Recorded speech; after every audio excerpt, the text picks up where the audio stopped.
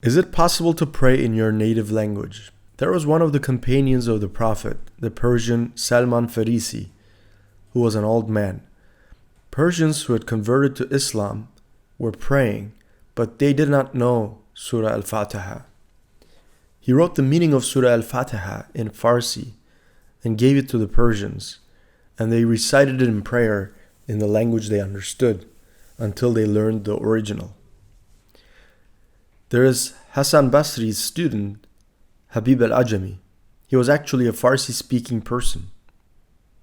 He lived in Basra, but his origin was Persian. For this reason, he did not speak Arabic. He was praying by reciting Surah al-Fatihah in Farsi based on the case law of Salman Farisi. Habib al-Ajami is considered to be at the forefront of Sufism.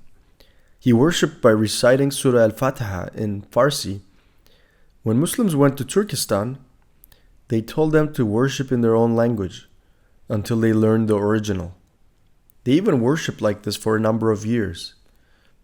Ziya Gökalp said on the subject, "I would like to recite a Turkish call to prayer in mosques in a village where the peasants understand the meaning of the prayers they recite."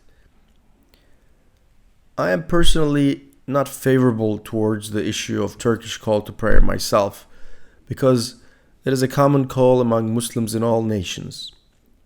You go to Iran, Allahu Akbar. You go to Pakistan, Allahu Akbar.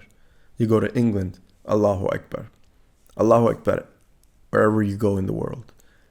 Everyone's know that the call to prayer is recited. When you go to England, if they recite in English, if you go to Iran and they recite it in Farsi, you may not understand it. Therefore, the call to prayer is the common bond of all Muslims, and I think shall continue the same way. But prayer is ultimately prayer, not revelation. A person says what he or she wants in his or her own language, as it comes from within. This is more acceptable. Otherwise, what does it mean if one says, "My Lord," accepted, in a way he or she does not understand?